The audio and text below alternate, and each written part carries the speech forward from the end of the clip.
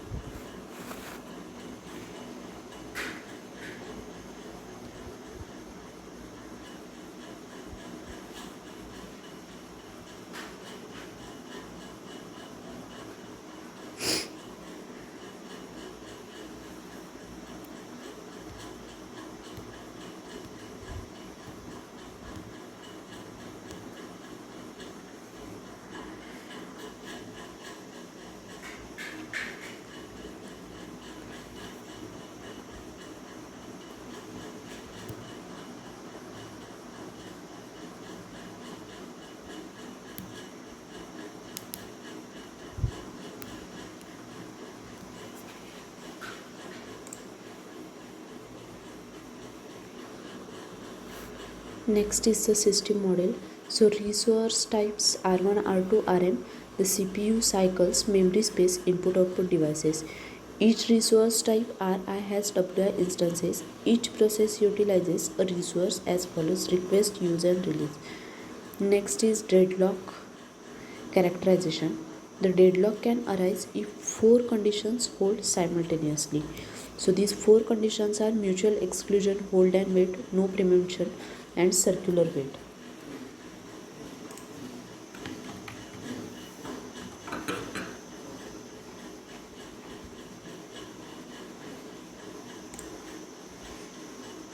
Mutual exclusion means only one process at a time can use a resource. Hold and wait means a process holding at least one resource is waiting to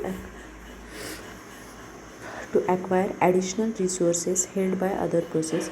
No preemption means a resource can be released only voluntarily by the process holding it after that the process has completed its task. Then the circular wait means there exists a set P0 P1 P0 of waiting process such that P0 is waiting for the resource that is held by P1 and P1 is waiting for the resource which is held by the P2. So Pn minus 1 is waiting for the resource held by the Pn and P0 is waiting for the resource which is held by P0.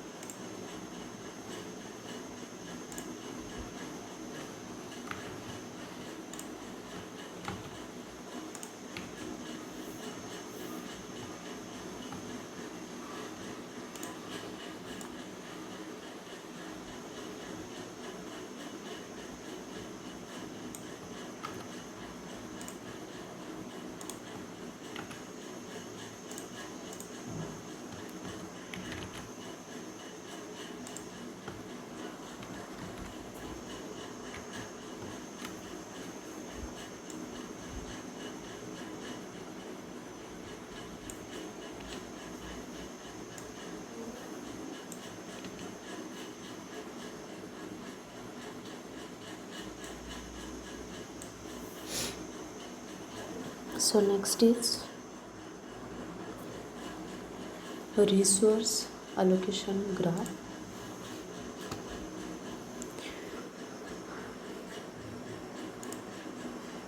It is a set of vertices V and a set of edges E.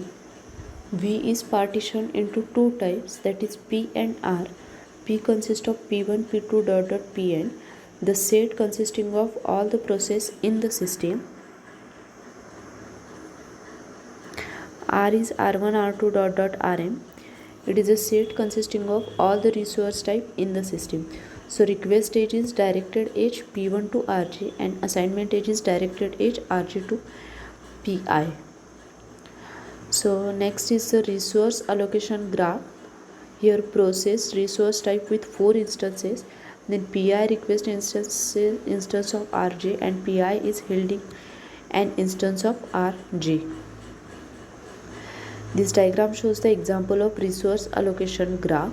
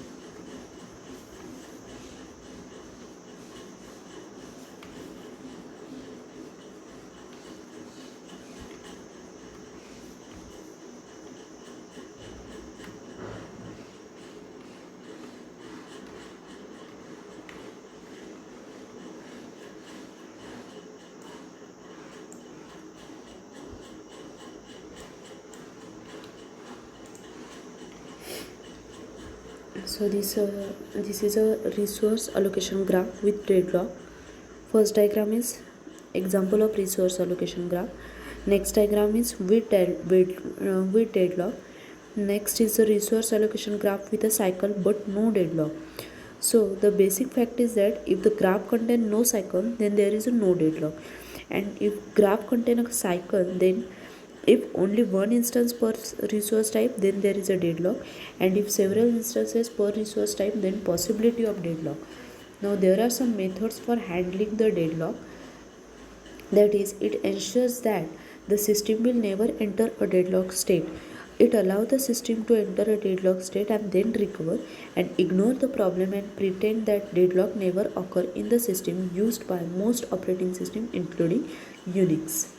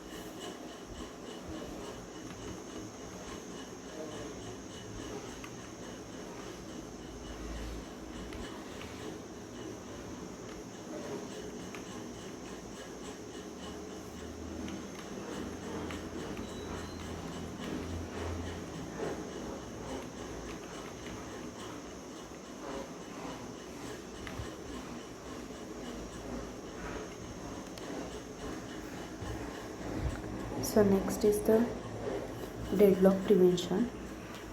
Here it restrains the ways a request can be made. Mutual exclusion means it not here there is no requirement for the not required for shareable resources.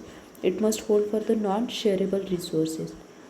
Hold and wait. It must guarantee that whenever a process requests a resource, it does not hold any other resource. It requires process to request and be allocated all its resource before it begins execution, or allow process to request resource only when the process has none. Low resource utilization, starvation possible. No prevention means if a process that is holding some resource request another resource that cannot be immediately allocated to it, then all resources currently being held are released. Preempted resources are added to the list of resources for which the process is waiting. The process will be restarted only when it can regain its old resource as well as the new ones that it is requesting. Circular wait impose a total ordering of all resource type and require that each process request resource in an increasing order of enumeration.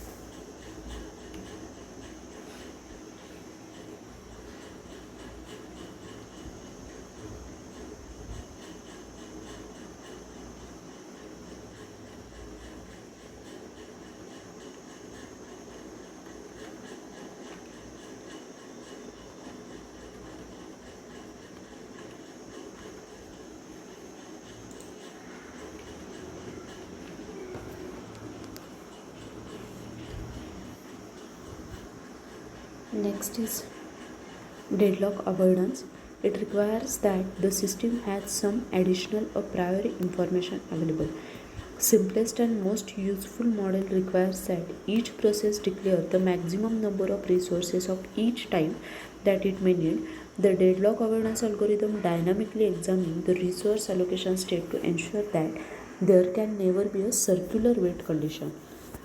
The resource allocation state is defined by the number of available and allocated resources and the maximum demand of the process.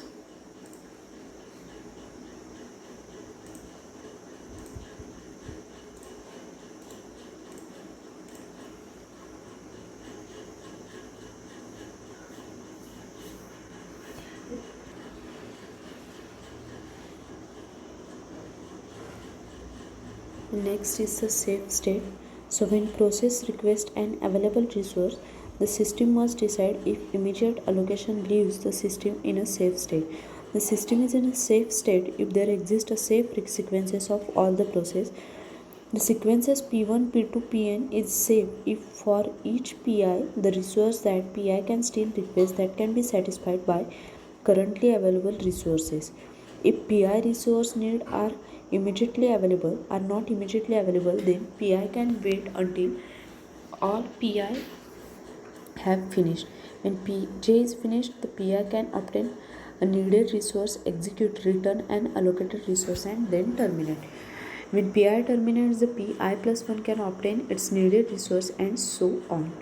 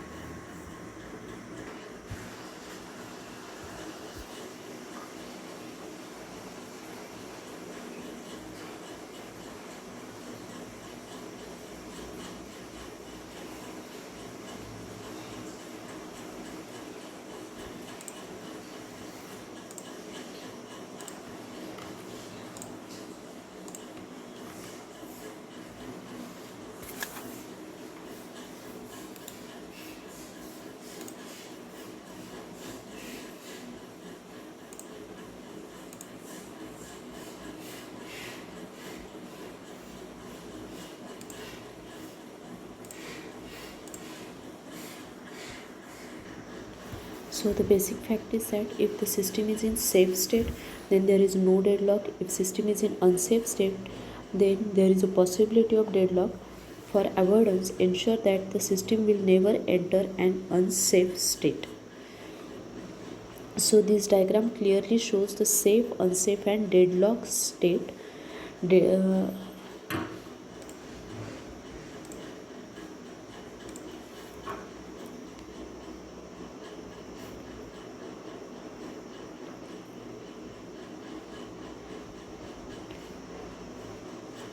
Now this resource allocation graph algorithm, claim HPI to RJ indicated that the process PJ may request the resource RJ and it is represented by dashed line, which is shown in this diagram.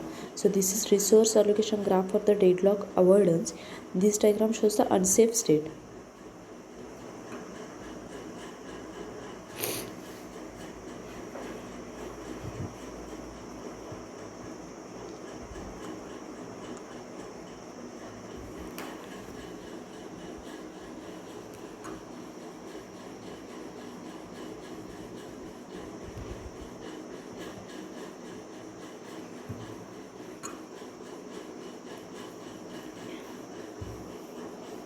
Also, the claim edge convert to request the edge when the process requests a resource, and when resource is released by the process, the assignment edge reconverts to a claim edge.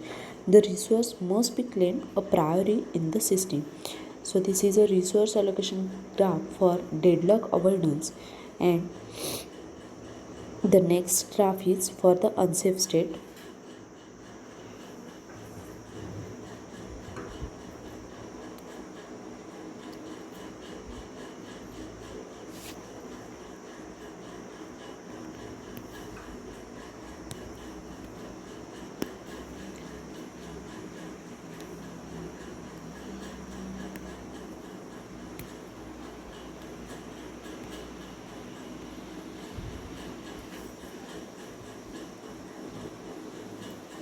And this diagram shows the unsafe state in the resource allocation graph.